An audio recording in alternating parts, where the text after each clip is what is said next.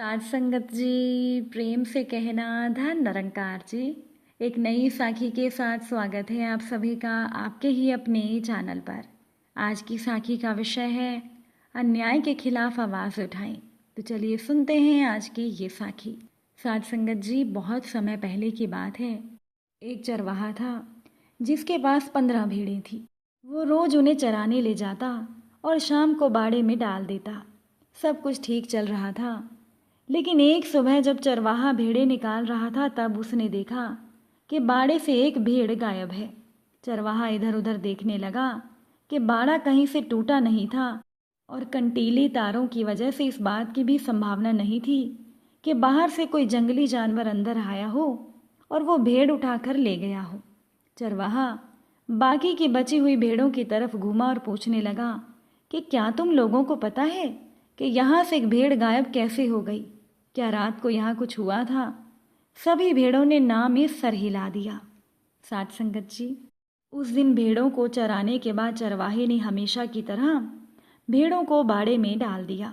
अगली सुबह जब वो आया तो उसकी आंखें आश्चर्य से खुली रह गई। आज भी एक भेड़ गायब थी और अब केवल 13 ही भेड़ें बची थी। इस बार भी चरवाहे को कुछ समझ नहीं आया कि भेड़ कहाँ गायब हो गई। बाकी बची हुई भेड़ों से भी पूछने पर उसे कुछ पता नहीं चला। ऐसा लगातार होने लगा। रोज रात में एक भेड़ गायब हो जाती थी और फिर एक दिन ऐसा भी आया कि उस बाड़े में केवल 2 ही भेड़ें बची थी। चरवाहा भी निराश हो चुका था। मन ही मन वो इसे अपना दुर्भाग्य मानकर सब कुछ भगवान पर छोड़ चुका था। आज भी वो उन 2 भेड़ों को बाड़े में डालने के बाद मुड़ा। तभी पीछे से आवाज आई, रुको रुको, मुझे अकेला छोड़कर मत जाओ, वरना ये भेड़िया आज रात मुझे भी मार डालेगा। चरवाहा फौरन पलटा और अपनी लाठी संभालते हुए बोला, भेड़िया कहाँ है भेड़िया? भेड़ इशारा करते हुए बोली, ये जो आपके सामने खड़ा है दरअसल ये भेड़ नहीं, भेड़ की खाल में ये भेड़िया है। जब पहली बार एक भेड़ गायब हुई थी तो मैं डर के मारे उस रात सोई नहीं थी। तब मैंने देखा कि आधी रात के बाद इसने अपनी खाल उतारी और बगल वाली भेड़ को मार कर खा गया। भेड़िए ने अपना राज खुलता देख वहां से भागना चाहा, लेकिन चरवाहा चौकन्ना था और लाठी से ताबड़तोड़ वार करके उसने भेड़िए को वहीं मार गिराया। चरवाहा पूरी कहानी समझ चुका था और वो क्रोध से लाल हो उठा। उसने भेड़ से चीखते हुए पूछा, जब तुम ये बात इतना पहले से जानती थी तो तुमने मुझे बताया क्यों नहीं? भेड़ शर्मिंदा होते हुए बोली कि मैं उस भेड़िए के भयानक रूप को देखकर अंदर से डरी हुई थी। मेरे अंदर सच बोलने की हिम्मत नहीं आई। मैंने सोचा कि शायद 1-2 भेड़ों को खाने के बाद ये अपने आप ही यहाँ से चला जाएगा, पर बात बढ़ते बढ़ते मेरी जान पर आ गई और अब अपनी जान बचाने का मेरे पास एक ही चारा था, हिम्मत करके सच बोलना। इसलिए आज मैंने आपको सब कुछ बता दिया। चरवाहा बोला, तुमने ये कैसे सोच लिया कि 1-2 भेड़ों को मारने के बाद वो भेड़िया यहाँ से चला जाएगा? भेड़िया तो भेड़िया होता है, वो अपनी प्रकृति नहीं बदल सकता। जरा सोचो, तुम्हारी चुप्पी ने कितने निर्दोष भेड़ों की जान ले ली। अगर तुमने पहले ही सच बोलने की हिम्मत दिखाई होती तो आज सब कुछ कितना अच्छा होता। साध संगत जी, भेड़ की तरह ही हम में से ज़्यादातर लोग तब तक चुप्पी मारकर बैठे रहते हैं जब तक मुसीबत सर पर नहीं आ जाती। चलिए साखी से प्रेरणा लें कि हम सही समय पर सच बोलने की हिम्मत दिखाएंगे और अन्याय के खिलाफ आवाज़ ज़रूर उठाएंगे। साध संगत जी, कभी भी अन्याय को सहन नहीं करना चाहिए। अन्याय के खिलाफ आवाज़ ज़रूर उठानी चाहिए। एक घर परिवार की बात है कि मधु से फ़ोन पर बात करने के बाद कुसुम चाची का मन हल्का हो जाता था, मन की भड़ास निकल जाती थी। इतनी बड़ी दुनिया में एक मधु ही थी जिससे वो अपना दुख सुख साझा कर सकती थी। साध संगत जी, कुसुम मधु की चाची थी और धीरे धीरे वो सभी की चाची बन गई। बड़ी मिन्नतों के बाद चाची को एक बेटा नसीब हुआ, लेकिन पति की असमय मौत की वजह से वो बच्चा जेठ जेठानी की छत्र छाया में पला। जेठ की 4 बेटियों में एक बेटी मधु का कन्यादान कुसुम ने ही किया था।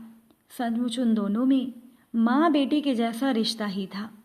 कुसुम के पति सरकारी अध्यापक थे, इसीलिए उनकी पेंशन भी कुसुम अपने जेठ के हाथों में दे दिया करती थी। कुसुम को किसी से कोई भी शिकायत नहीं थी। पति की मौत के बाद तो कुसुम बड़ी ही मुश्किल से अपनी जिंदगी जी रही थी। जो जैसा कहता वो वैसा कर देती।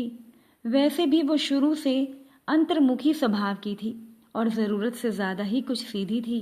जिस काम में कुसुम को उसकी जेठानी लगा देती थी, वो बेचारी सूर्य उदय से सूर्यास्त तक उसी काम में लगी रहती थी, मानो उसकी अपनी कुछ चाहत ही ना हो। कुसुम का बेटा स्कूल से निकलकर अब कॉलेज में पहुंच गया था। कुसुम के जेठ ने अपने बेटे और कुसुम के बेटे में कभी कोई भेदभाव नहीं किया था। समय अपनी गति से बीत रहा था। दोनों बच्चों की नौकरी लग गई। कुसुम के जेठ ने उन दोनों की शादी भी धूमधाम से कर दी, लेकिन जेठ जेठानी अधिक दिनों तक बहू के हाथ से बनी हुई रसोई का आनंद नहीं उठा सके। एक दुर्घटना में कुसुम के जेठ और जेठानी की मृत्यु हो गई। नियति के फैसले को स्वीकार करना ही पड़ता है। साथ संगत जी, उन लोगों के घर की बागडोर बहुओं के हाथ में आ गई। अब कुसुम की रुचि घर गृहस्थी में बिल्कुल नहीं थी, या यूं कह सकते हैं कि घर गृहस्थी संभालने की काबिलियत तो उसमें थी ही नहीं। नए जमाने की दोनों बहुएं भला एक साथ कहाँ से निभा पाती, और बीच में दीवार खींच गई। धीरे धीरे कुसुम की स्थिति बद से बदतर होती गई। बहू ने कुसुम को एक कमरे तक सीमित कर दिया, जिससे कि वो बाहर वालों के संपर्क में कम आए।